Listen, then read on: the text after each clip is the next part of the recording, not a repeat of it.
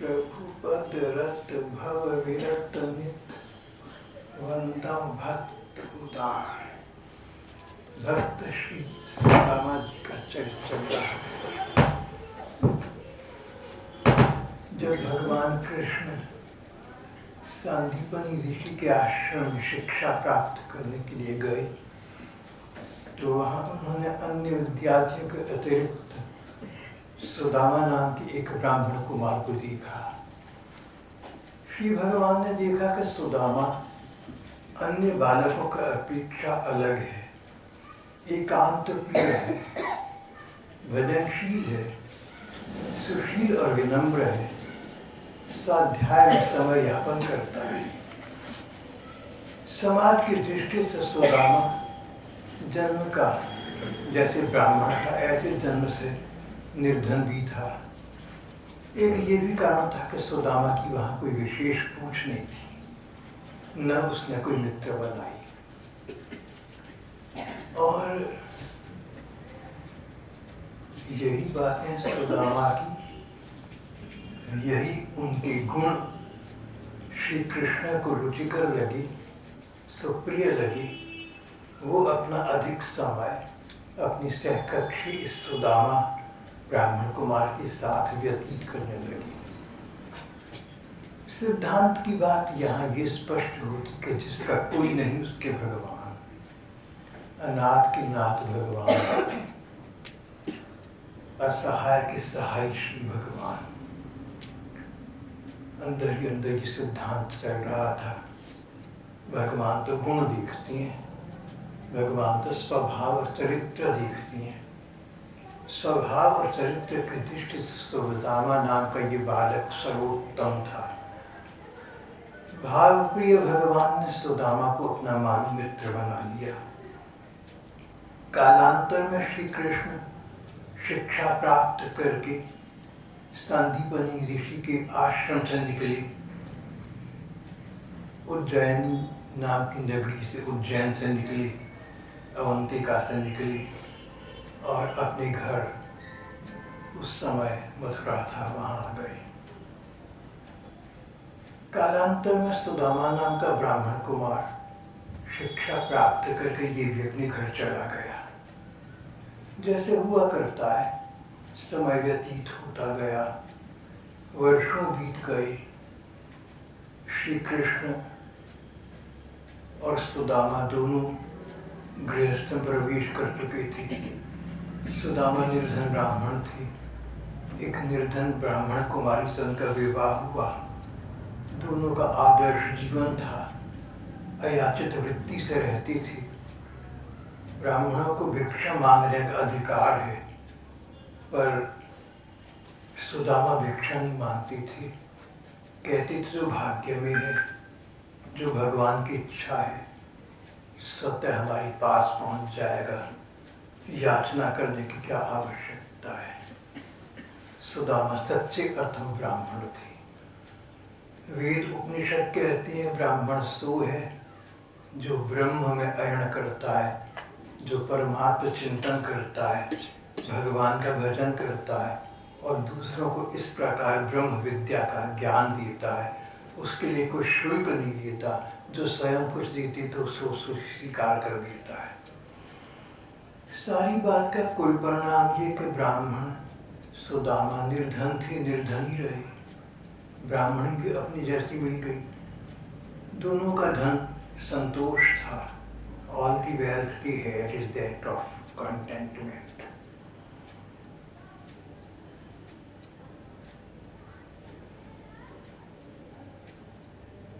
Shakespeare के एक नाटक में दो नायक नायिका को दिलो जान से चाहता है और नायिका लखपति करोड़पति की बेटी लाड़ प्यार में पली हुई। नायक उसको चाहता है तो उससे कहता है कि लेकिन एक बात है, देखो, all the wealth I have is that of contentment and all the credit I claim is noble birth. नायिका से जिस लड़की को चाहता था उससे कहता है, देखो, धन संपत्ति के नाम पर बस संपत्ति संतोष की है, यानी कुछ भी नहीं है। और अगर मेरे में कोई गुण है तो वो एक अच्छी माता पिता से जन्म हुआ, इसके अतिरिक्त कोई गुण भी नहीं है। इन्हीं बातों पर फिदा होकर नायिका ने इनसे विवाह कर लिया। चलो ये तो नाटक की बातें हैं, यहाँ सचमुच ऐसा हो रहा था। सुदामा जी के पास कोई गुण था तो ये कि सच्चे अर्थ में ब्राह्मण थे, और धन था तो संतोष का, और यही दो गुण हैं जिनसे भगवान प्रसन्न होते हैं। पर भगवान तो समय व्यतीत हो चुका था, मथुरा से द्वारका बस चुके थे, द्वारिका में द्वारिकाधीश कहलाते थे। बड़े ऐश्वर्य और सुख समय, बड़ी ऐश्वर्य में और सुख भोगों की सामग्री में उनका समय यापन हो रहा था। बड़े बड़े लोग उनका सम्मान करते थे, राजा महाराजा उनका सम्मान आदर करते थे।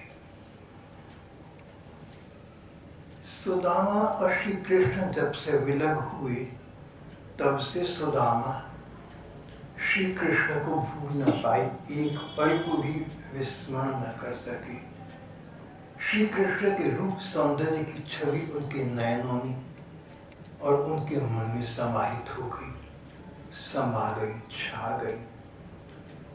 श्री भगवान का रूप सौंदर्य, उनका स्वभाव, उनका चरित्र, उनके गुण सुदामा बिसरा न सकी। विवाह कर लिया, पत्नी आ गई। पत्नी के साथ जब बातचीत करती तो बातचीत का विषय श्री कृष्ण होती। इतनी चर्चा श्री कृष्ण के विषय में सुदामा जी करते कि कदाचित श्री कृष्ण मार्ग में मिल जाए तो पत्नी उनको पहचान जाए।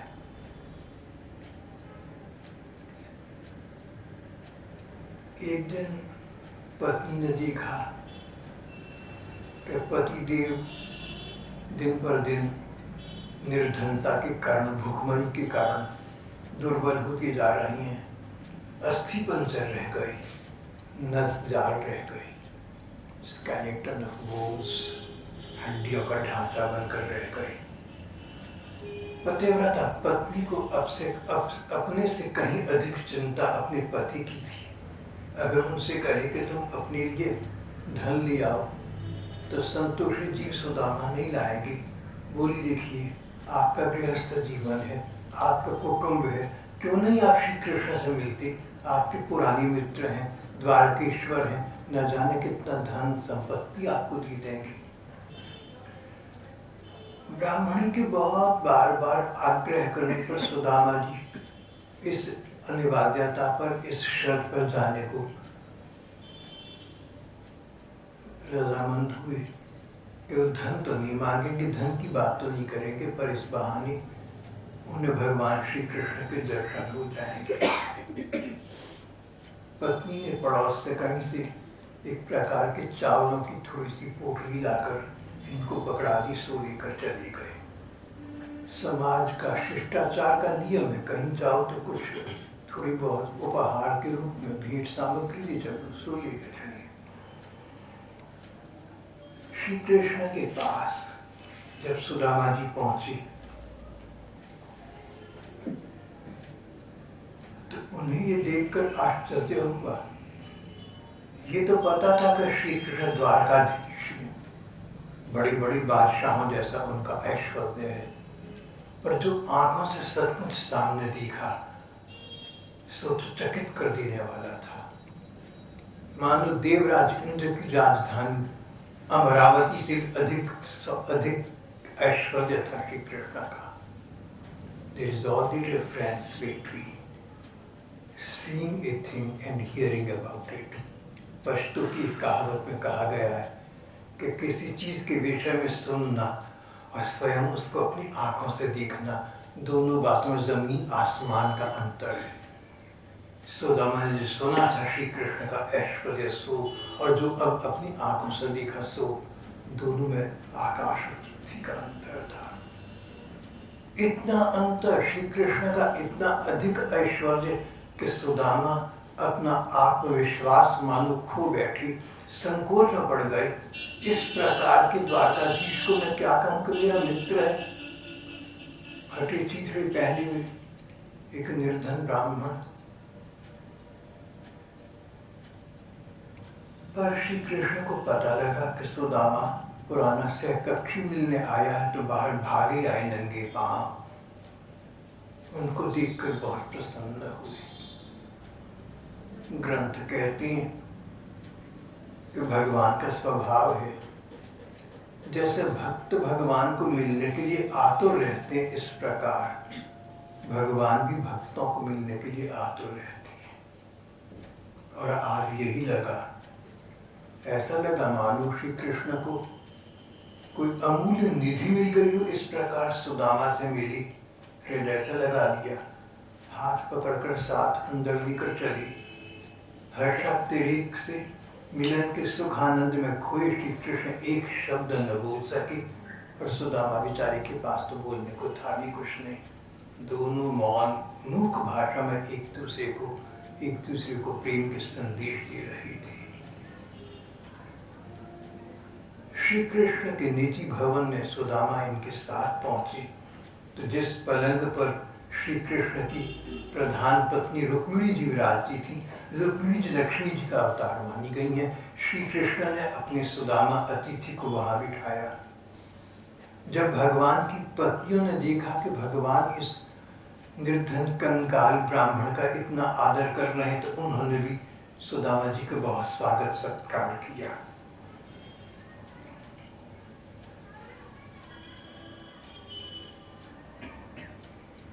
हाथ में सुदामा जी का हाथ लिए श्री कृष्ण नयनों में आंसू भरे उनको लेकर अंदर पहुंचे थे। सुदामा जी का हाथ में लिया, जैसे मित्र हाथ मिलाते हैं।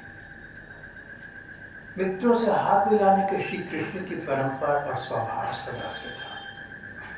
उद्धव जी से हाथ मिलाकर बात करती थी, यहाँ सुदामा का हाथ पे ले लिया। तेरा हाथ में हो अगर तो सफर भी असली हयात है। तेरा हाथ में हो अगर तो सफर भी असली हयात है। असली जिंदगी तो वही है, वास्तविक जीवन तो वही है जिसमें प्रियतम तुम्हारा संग प्राप्त हो गया। प्रिय संग ही जीवन है। और सब कुछ मिला पर प्रियर का संग न मिला तो मानो कुछ भी न मिला। और आज श्री कृष्ण सुदामा का हाथ पे लिए अपनी पलंग पर ले जाकर उनको विराज रही थी। उन्होंने अपने को साधारण गृहस्थ और सुदामा को वर्ण गुरु मानकर, ब्राह्मण मानकर उनकी पूजा की। चंदन, धूप, दीप, फूल और माला आदि से भगवान ने सुदामा की पूजा की। विचित्र स्थिति थी आज, भगवान भक्त की पूजा कर रहे थे।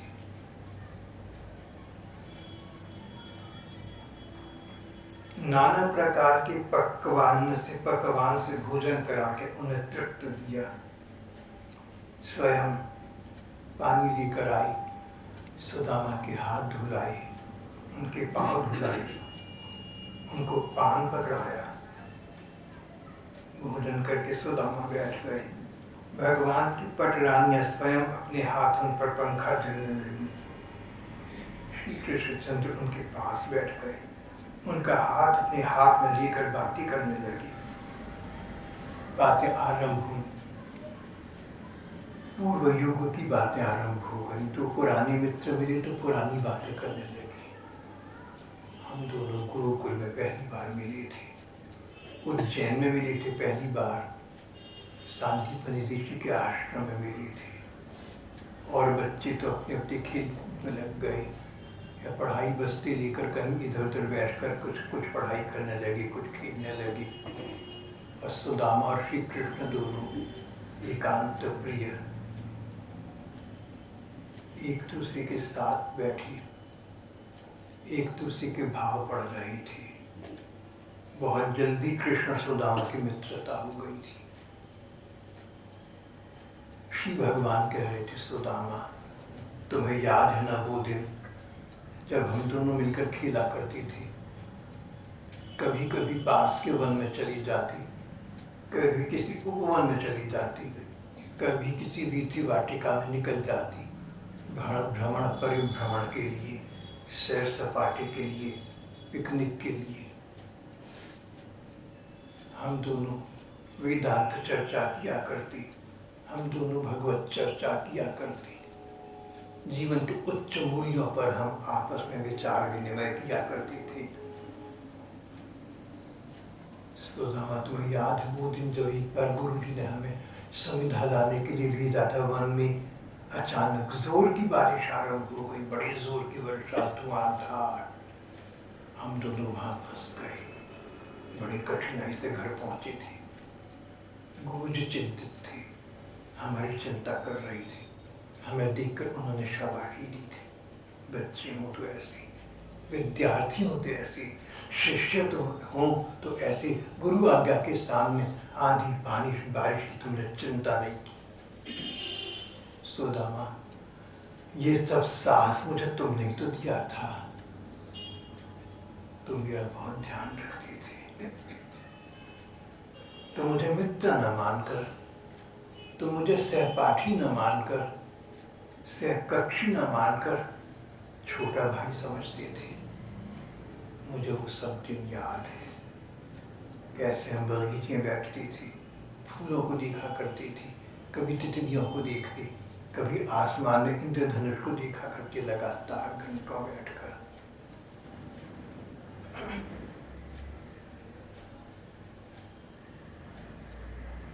हम घनिष्ठ मित्र बन गए थे। फिर भाग्य ने पलटा खाया, दोनों की शिक्षा दीक्षा समाप्त हो गई। न चाहते भी एक दूसरे से अलग होना पड़ा। दोनों की मनोस्थिति एक थी, अलग होना चाहती नहीं थी। प्रियतम से भी अलग होना कौन चाहता है? प्रेमी जनों का भी का अलग होना संसार का सबसे बड़ा कष्ट है। सुदामा, तुमने मेरे लिए कष्ट झेला, मैं भी तुम्हें कभी भूला नहीं। जिस प्रकार तुम भाभी जी से, जिस प्रकार तुम अपनी पत्नी से मेरी चर्चा किया करते थे, उसी प्रकार मैं रुक्मिणी से तुम्हारी चर्चा किया करता था। और आज तुम अचानक आ निकली, मानो व्यापारी को खोया धन वापिस मिल गया। श्री कृष्ण और सुदामा आंखों में आंसू भरी, बरसों पुरानी विद्यार्थी जीवन की तत्कालीन चर्चाएं कर रही थी। एक दूसरे को पुरानी बातें याद दिला रही थी। अतीत में खो गई, उन पुरानी बातों में सब कुछ विस्मृत हो गया।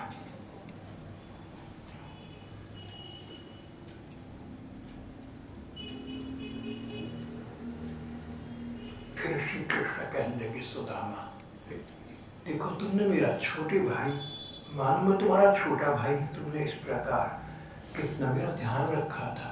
मैं तुम्हें कैसे भूलता भैया? मैं तो तुम्हें कभी एक पल को भूल ना पाया, तुम्हारे विषय में सोचा करता था, और आज मेरी इच्छा पूर्ण हो गई। सुदामा मुस्कुरा दिए, बोले, कृष्ण मुझे क्यों भुलाती हो तुम? मैं जानता था कि तुम साक्षात भगवान हो। देव की वसुदेव का बेटा होने की तुम लीला कर रहे हो। गुरु जी का पढ़ने में तुम नाटक के लिए आई हो, अभिनय कर रहे हो। तुम्हें तो सब कुछ स्वयं ज्ञान है।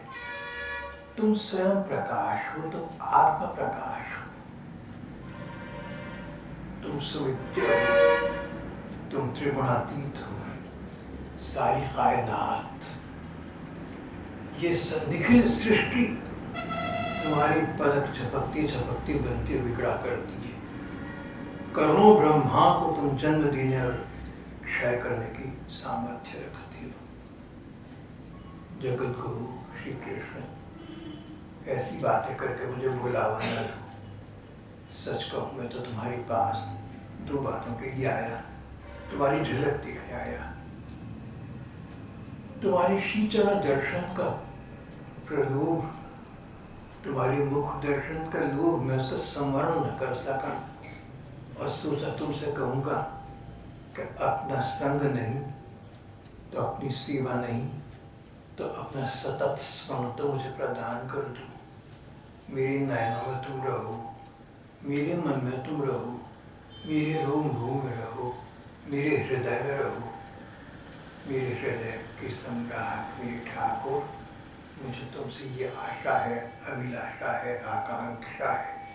न जाने कितने चिरकाल से इसको हृदय में संजोए आज तुम्हारे चरणों में उपस्थित हुआ।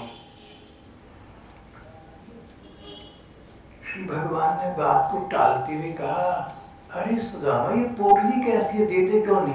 मैं पहले ही सोच रहा था कि भाभी जी मुझे कुछ भेजनी। सुदामा संकोच में थी। बोला, ये चावलों की पोटली क्या पकड़ा हूं द्वारकाधीश को? पर श्री कृष्ण अंतर्यामी सर्वज्ञ श्री कृष्ण अपने परम भक्त के मन की बात को समझ गए थे। उनको निसंकोच करते हुए स्वयं उनके हाथ से चावलों की पोटली ली।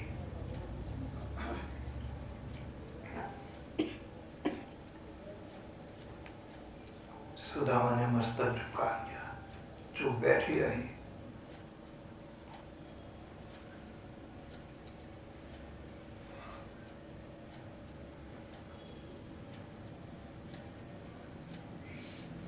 जब सुदामा जी से भगवान ने पोटली खींचनी चाही, सुदामा जी ने संकोचवश एकदम उसको छुआ नहीं। पोटली का वस्त्र जीर्ण था, कपड़ा ऐसा फटा पुराना चिथड़ा, पुराना जीर्ण वस्त्र था। खींचा तानी में वस्त्र फट गया, चुगेरे बिखर पड़े, चावल नीचे गिर पड़े। भगवान ने अपने पीताम्बर से ऐसे उन्हें शीघ्रता से समेटा, मानो कोई लोभी व्यापारी के पैसे नीचे कहीं गिर पड़ी और उनको बटोर रहा हो। फिर एक मुट्ठी भरकर मुख में डाली। बोले, सुदामा, आज मुझे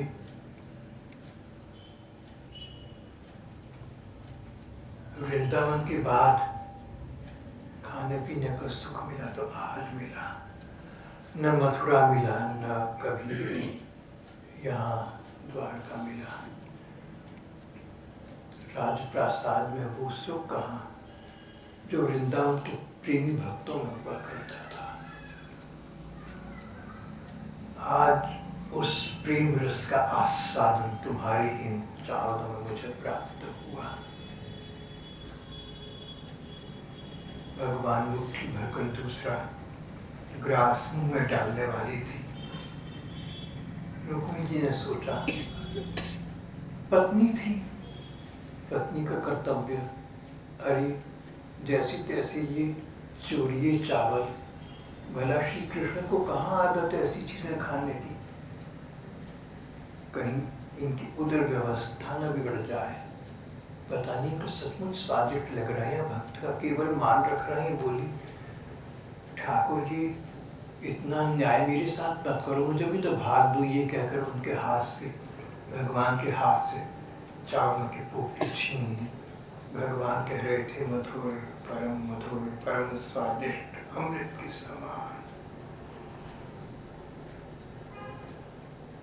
भगवान ने देखा, रुक्मिणी ने उनकी मुट्ठी से चावल निकलवा लिए। मुट्ठी छोड़कर भगवान मुस्कुराने लगे। कई दिनों तक इस प्रकार सुदामा जी और श्री कृष्ण की प्रेम लीला होती रही।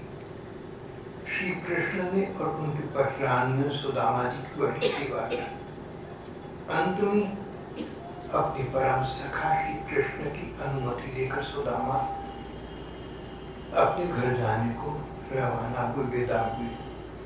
लीला में श्री कृष्ण बहुत दूर तक सुदामा जी को छोड़ने के लिए गए।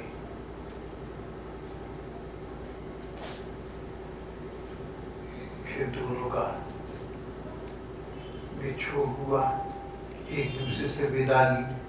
फिर नैना में अश्रु भरे हुए थे, आंखों में आंसू थे। सुदामा जी ने श्री कृष्ण से हाथ छुड़ाया, चल पड़ी आगे की ओर। पीछे मुड़कर नहीं देखा। पीछे मुड़कर देखेंगे श्री कृष्ण को तो श्री कृष्ण का करुण चेहरा देखकर सहन न कर पाएंगे, घर जा न पाएंगे। सुदामा जी ने मुड़कर नहीं देखा, चल पड़ी तो बस चल पड़ी। सुदामा जी के कुछ दूर चली जाने पर जब श्री कृष्ण ने देखा कि सुदामा तो मुड़कर भी नहीं देख रहा और अब बहुत दूर निकल गया, आंखों से लगभग ओझल हो गया, तो आंखों से आंसू पोंछती द्वारकाधीश अपने सेवकों, सखाओं और अन्य गण्यमान्य नागरिकों के साथ अपनी भवन में वापस आ गए। और सुदामा सोच रहे थे, अरे श्री कृष्ण को देखो, कहाँ मैं दरिद्र, कहाँ भी महासम्राट। उन्होंने उल्लसित होकर मुझे हृदय से लगा लिया, प्रिया पत्नी के पलंग पर बैठाया, मेरे पाँव धोए।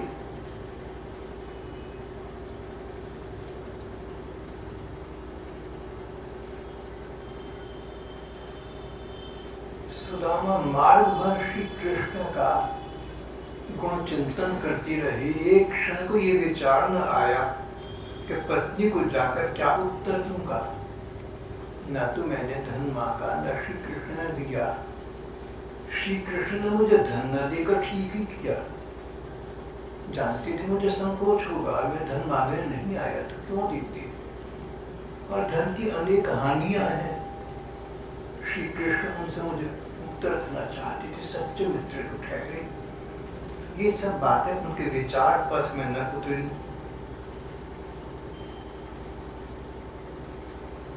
न जाने कितने भक्त हैं जो सांसारिक द्रव्यों के लिए, धन संपत्ति आदि के लिए भगवान की पूजा करती हैं, उनसे प्रार्थना करती हैं, न मिलने पर भगवान को कोसते भी हैं, कहते हैं ऐसे भगवान का क्या फायदा, तो कुछ कर न सका मेरे लिए, मैं तो वहीं रहा। और सुदामा को ध्यान भी नहीं पैसे का, पत्नी का, किसी का, मन में कोई कामना भी नहीं।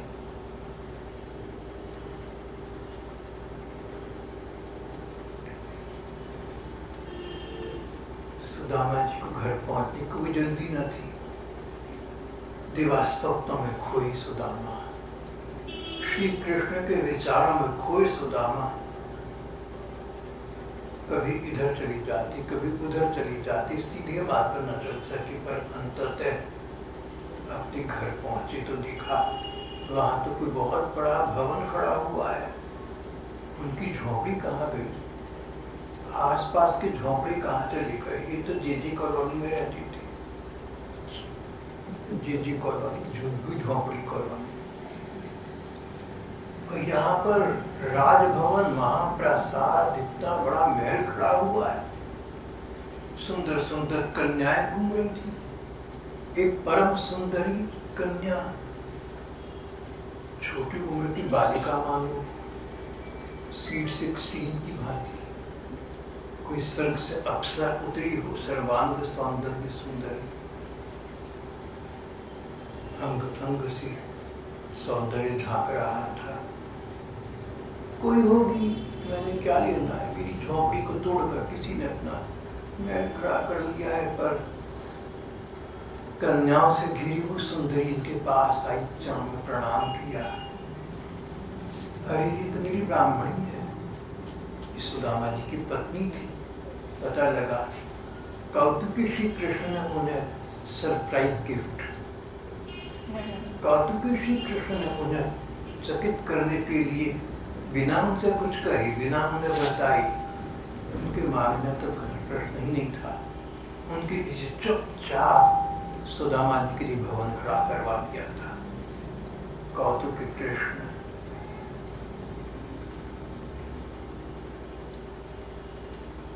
जो पत्नी ने चाहा था, जो पत्नी के मन में था, पत्नी को दे दिया। सुदामा ने तो चाहा नहीं था, इसी सुदामा को ले लिया। सुदामा का संकोच भी नहीं डाला।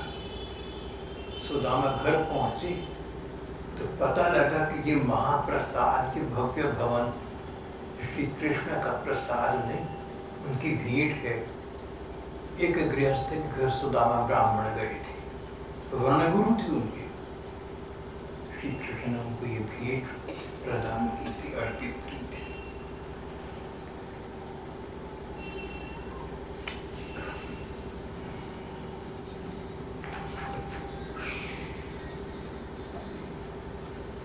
कुछ देर सुदामा समझ न सके, सोच न सके। उनकी सुंदरी परम सौंदर्य, उनकी पत्नी परम सौंदर्य संपन्न सुंदरी, मानो स्वर्ग की अप्सरा, स्वर्ग की देवी हो। और कन्याएं, सुंदर सुंदर कन्याएं, राजकन्याएं, देव कन्याएं, ये सब इनकी सेविकाएं थी, इनकी दासी थी। दास दासियों से भरे उस महाप्रासाद में अब कंगाल सुदामा ने रहना था। जब गृह में प्रवेश किया, प्रवेश करते ही सुदामा ने अपने में कोई परिवर्तन देखा। वे भी एक सुंदर, परम सुंदर अश्विनी कुमार की भांति स्वस्थ चंगे हो गए। सब कुछ बदल गया। बदलते क्या देर लगती है, न तन बदलती देर लगती है, न मन बदलते देर लगती है। एक क्षण में सब कुछ बदल जाया करता है। सुदामा जी और उनको पत्नी का ऐसा कोई पल आया था जब सब कुछ बदल गया। जो श्री कृष्ण के भरोसे हो, उससे सब कुछ बदल जाना कौन सा आश्चर्य है।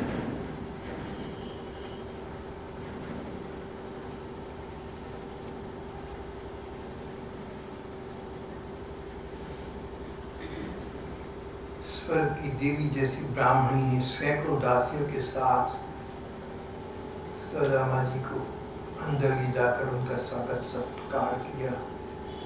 सुदामा भाव गदगद हो गए, सब समझ गए और सोचने लगे, कृष्ण मेरे सखा, मेरे स्वामी, ये सब कुछ मुझे नहीं चाहिए था, ये सब तो मैंने मांगा नहीं था, ये सब तो मैंने चाहा नहीं था। जो चाहिए वो तो एक ही वस्तु है। इस सब ऐश्वर्य से अविचलित रहकर मैं, अडिग रहकर मैं तुम्हारा सतत स्मरण करता रह सकूं। कहीं भी किसी भी जन्म में जुगन में मुझे जाना पड़ जाए, पर तुम्हारा मुखड़ा, तुम्हारा मंजुल मुखड़ा मेरी भाव नयनों के सामने सदा सतत बना रहे। नाथ योनि सहस्रेषु येषु येषु रजाम्यहं तेषु तेषु अच्युतास्तु सदा त्वयि। हजार जन्म हो इसकी मुझे चिंता नहीं। मैं कीट बन जाऊं, पतंग बन जाऊं, पशु पक्षी बन जाऊं, पाषाण पत्थर बन जाऊं, पर तुम्हारा ये मंजुल मुखड़ा मेरी मन और नैनों में सदा बसा रहे। इससे मेरा वियोग न हो मेरे ठाकुर, इतना कृपा प्रसाद बनाए रखना।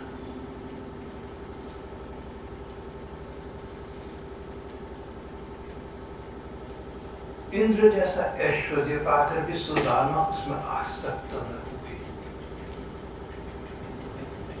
अनासक्त भाव से उस भवन में रहे। जब तक झोंपड़ी थी तब तक तो कभी सोचते थे कि मेरी झोंपड़ी, मेरी कुटिया, अब भव्य भवन खड़ा हो गया तो मेरेपन का विचार नहीं आया। ये तो सब मेरे ठाकुर का है, ये तो सब श्री कृष्ण का है। मैं तो प्रभारी हूँ यहाँ का, मैं तो यहाँ का इंचार्ज, मैं तो यहाँ का मुंशी मात्र हूँ। श्री कृष्ण सब कुछ वापस दे दो, भले ये सब मुझसे, पर मुझे अपने चरणों का अनुराग प्रदान करो। मेरा तुम पर दिन प्रेम का भाव बढ़ता रहे। जो प्रेम भगवान के प्रति होता है, प्रतिक्षणम वर्धमान, हर क्षण बढ़ जाने वाला, इस प्रकार का अपने पाद पद्मों में मुझे अनुराग प्रदान करो मेरे ठाकुर। अनासक्त भाव से सुदामा इस मकान में अब रह रही थी। जीते जी हुई अपने जीवन काल में श्री कृष्ण के भाव को प्राप्त हो गए। उनको ऐसा लगता ही नहीं था कि मैं सुदामापुरी में रहता हूँ, इस भवन में रहता हूँ। उनको यही लगता था कि मैं तो श्री कृष्ण के साथ उनकी नित्य धाम में रहता हूँ। सुदामा अपने जीते जी श्री कृष्ण के चरणों में रह रही थी, और जब शरीर त्यागा तब तो आत्मस्वरूप से, तब तो उनकी आत्मज्योति श्री कृष्ण के नित्य स्थान में नित्य स्थान प्राप्त कर गई। कौन सा आश्चर्य है। गीता प्रेस गोरखपुर द्वारा प्रकाशित मैंने आपको सुदामा जी का चरित्र सुनाया। यहाँ पर ये प्रसंग समाप्त हो जाता है।